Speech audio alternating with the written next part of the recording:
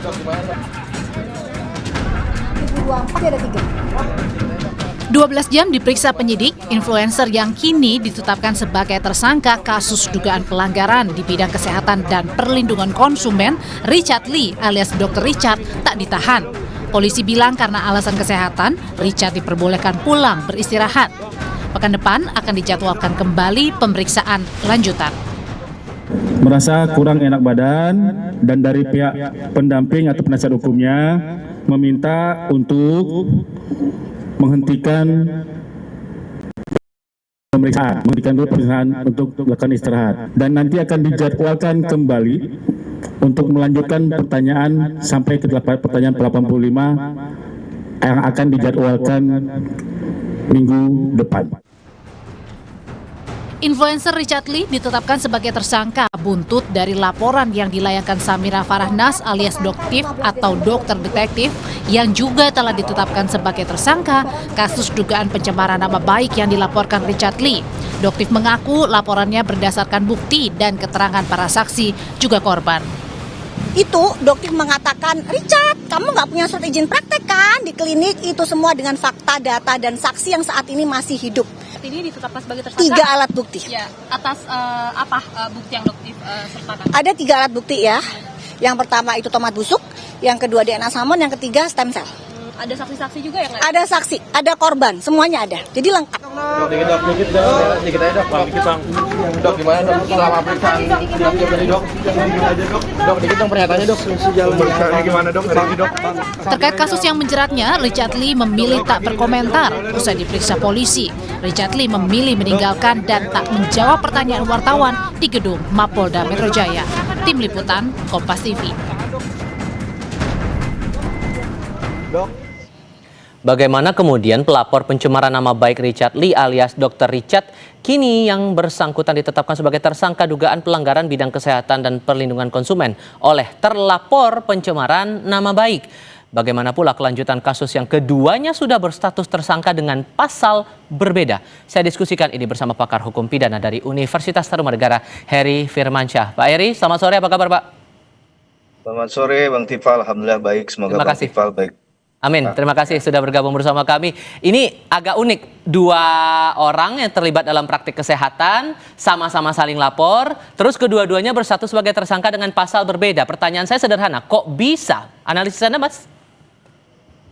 Ya, kalau kita bicara tentang penetapan tersangka kan bagian dari kewenangan penyidik ya, itu bagian dari kewenangan yang diberikan oleh undang-undang. Persoalannya yang dilaporkan ini kan dicoba dicari objek yang berbeda. Seakan-akan ada pencemaran nama baik yang disampaikan lewat media sosial. Padahal isu utama yang diangkat oleh pelapor kan berkaitan dengan Undang-Undang Perlindungan Konsumen dan juga pelanggaran terhadap Undang-Undang Kesehatan. Nah ini yang kemudian seakan-akan dibuat dalam konteks yang berbeda. Hemat saya seharusnya kan diselesaikan dahulu ya berkaitan dengan pelaporan pertama, karena ini bisa jadi presiden juga ke depan. Aduan pertama ini aduan yang dilakukan Dr. Tifa kepada Doktif, kenapa Dr. Tifa? Mohon maaf, Doktif kepada Dr. Richard Lee, begitu ya? Betul, karena ini dulu yang harus dibuktikan sebenarnya apakah memang terbukti atau tidak.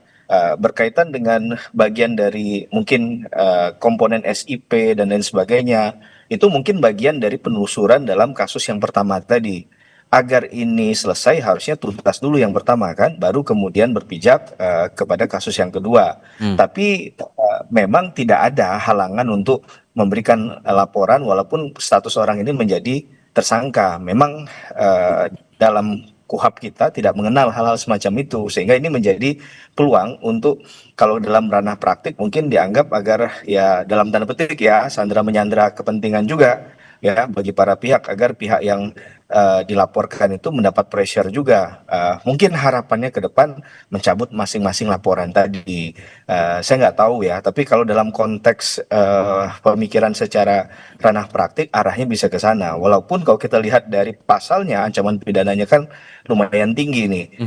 Seharusnya kemudian semudah itu untuk kemudian menghentikan perkaranya, memberikan ruang SP3, walaupun sekali lagi SP3 pun tidak haram hukumnya diberikan kepada semua kasus ya.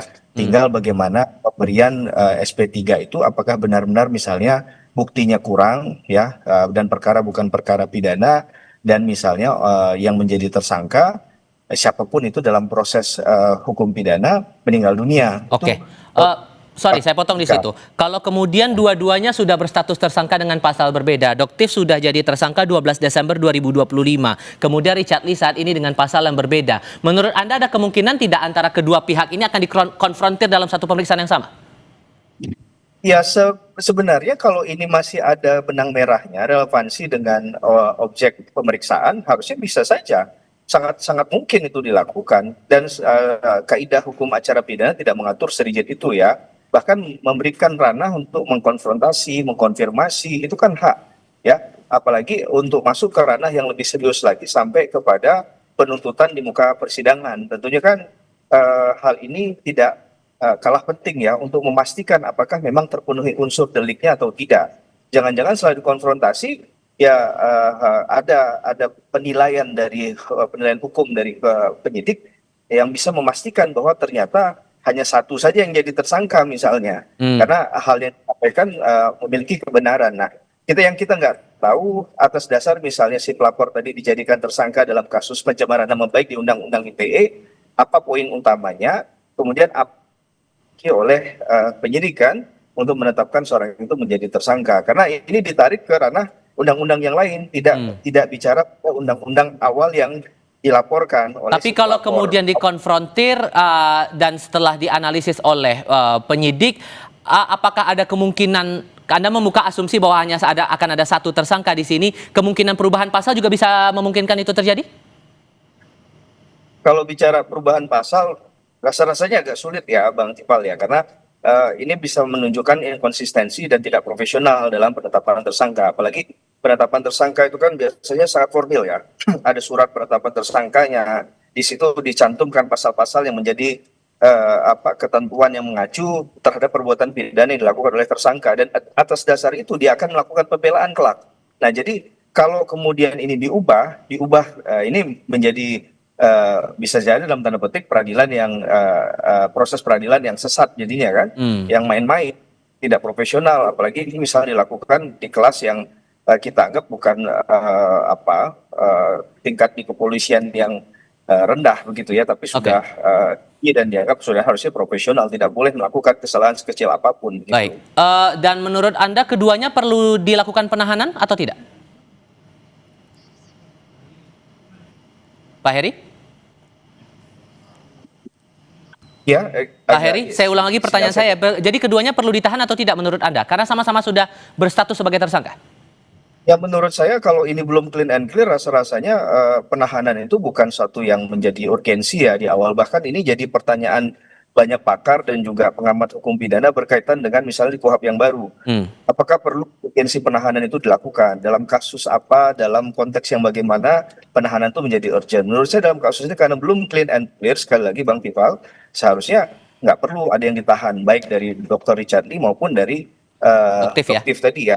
Jadi menurut saya ini pastikan dulu benang merahnya apa, begitu berkaitan dengan apa yang dimiliki oleh penyidik. Walaupun penetapan tersangka itu kan bisa saja nanti dianulir lewat mekanisme SP3 tadi kan. Sudah perintah penghentian penyidikan. Jadi semua kemungkinan masih ada dan rasa-rasanya sangat mubazir untuk langsung melakukan penahanan, karena itu sangat berpotensi melanggar hak asasi manusia seseorang dalam hal pembelaan diri dan gitu. Oke, Pak Heri Firmansyah, terima kasih banyak sudah berbagi perspektif bersama kami kali ini. Hati-hati di jalan, selamat sore. Selamat sore Bang Tifal, terima kasih. Assalamualaikum. Waalaikumsalam warahmatullahi wabarakatuh. Selepas jeda di